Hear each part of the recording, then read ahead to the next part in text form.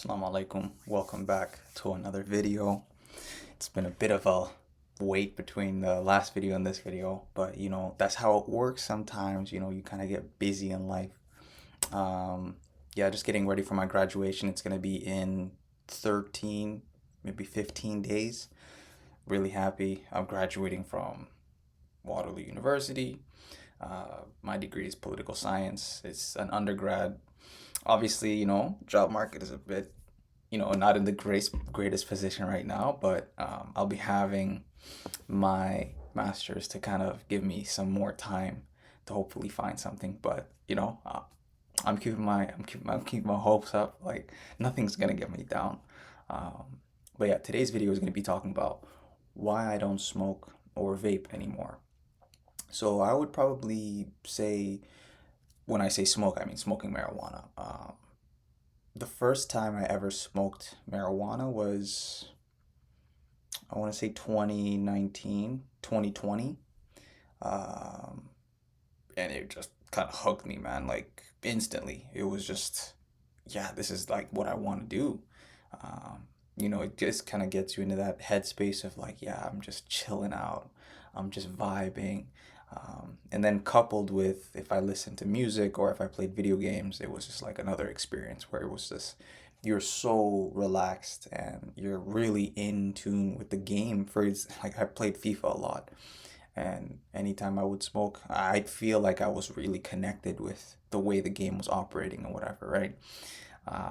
And then if I was listening to music, it was as if it was like a, kind of spiritual feeling where you're just like, so in tune with every single part of the song. You hear every single part of the beat, and it's just like, yeah, it's just a beautiful feeling. But, like everything, you should probably do it with moderation in mind. So doing it within a particular time period, and then probably keeping it to a specific time of the week too, like a day, would probably have been the better option for me. But as you find out in life, when you do something and you enjoy it, you may want to do it more. So for me, I ended up doing it a lot, like basically every single night, and uh, didn't really get better when they started having those like vape pens where you could get like, I don't remember, 90% THC, 95, 96. So it was like really hard hitting stuff, and you're just inhaling it, and it's a quick hit. Probably lasts maybe for 15 to 20 minutes, so you hit it again and again and again. It's not the best.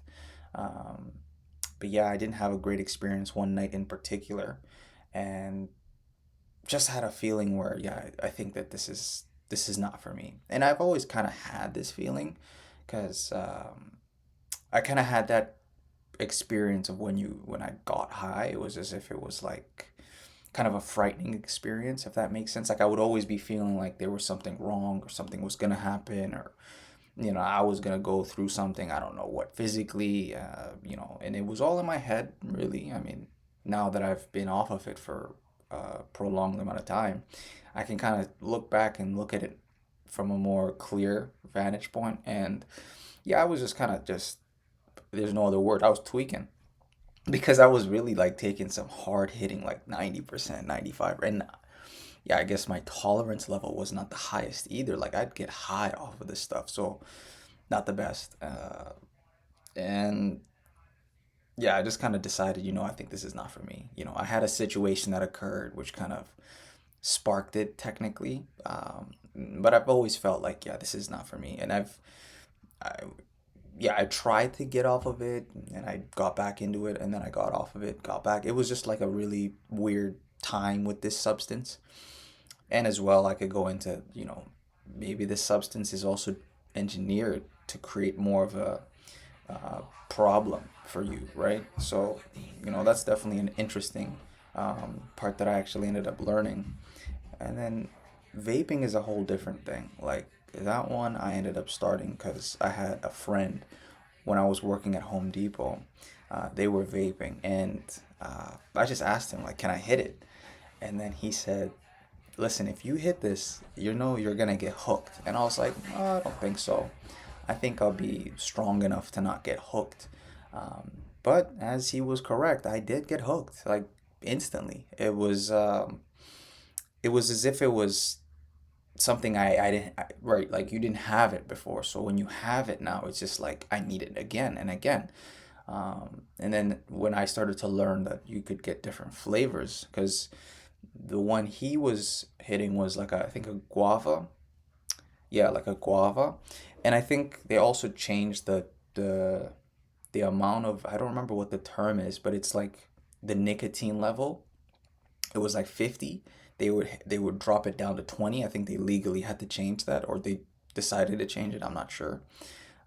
So I started doing that 50, and yeah, you get buzzed, right? The feeling of the buzz is also what you're literally looking for every single time. And it's also a soothing thing because you might be stressed out, you hit your vape. Whatever, you're going through something, you hit your vape. So it becomes like sort of a crutch. Like the way I would describe these substances like marijuana and vapes in my in interaction with them was, it was like a crutch of a sort. Like I just needed them to just get through. I was vaping at my school, literally in my bathrooms, like when I used to work at my job, at a front desk at my university. I was just vaping in the bathroom, like that's a serious problem. And I remember I got high a couple times at work, like not the best thing, like because you're dealing with customers, right? And like now I see, like, all those memes and stuff on Instagram, people getting fried, and then like they're working. Like I genuinely couldn't do this. Like I'm trying to be as calm as like possible with a customer, right? And then in my head I'm like, they know I'm high, right? Like cuz they're young too, right? Like they can clearly tell like I'm I'm obviously on something. But like I tried to always play it off. A couple of my coworkers definitely noticed, but they just kind of kept their mouth shut cuz look, people, they mind their business, cuz I still was a good employee. Like I was still doing my job, and it never like hindered me. But I don't want to do that ever again. That's for sure. But like yeah, like these things were like crutches. They were as if like I needed to do them because I felt like I was missing out on something. And then finally, like it's June right now. So the last time I think I vaped was like in December, January time, and same with marijuana. Like I've been clean. It sounds like I've been like a fiend, bro, but I really was. Like I'll be real. Like for 3 years, I was a fiend. I was like, I would.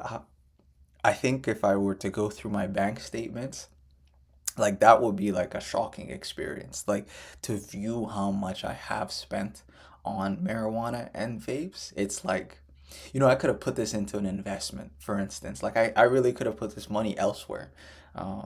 But yeah, it's again, I don't want to get too political, but these industries are basically aware of the fact that they are addictive, and they might try and, package them, for the consumer, um, and they might try and describe these products as, they're not addictive per se, but I believe that they do play into, your brain's reward circuits. And so, you kind of become dependent on them somewhat. Like I'm pretty sure a lot of people have now figured like marijuana isn't the best for you if you are someone who has these addictive personalities, um, or whatnot, right? And again, it's not good for your health. That's another part. I should have said that at the beginning. Like I play soccer a lot, or football, however you want to put it.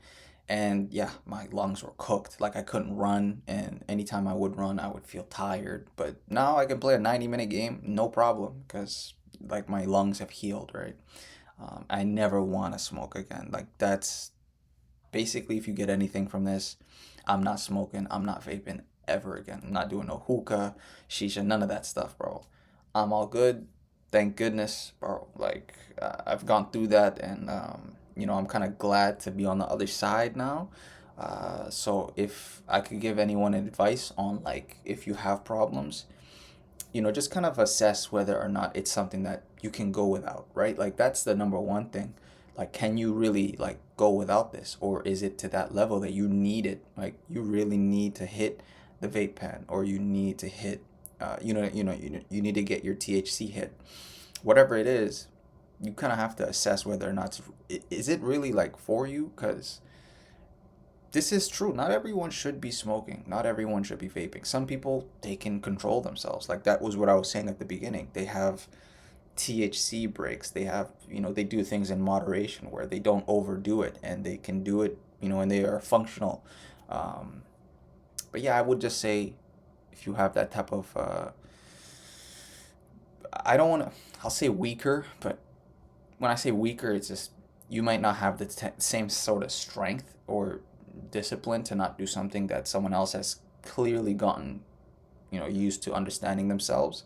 So if you don't have that type of strength to control yourself, don't vape or smoke, because it's not a good experience when you go into it too much and you don't have that control.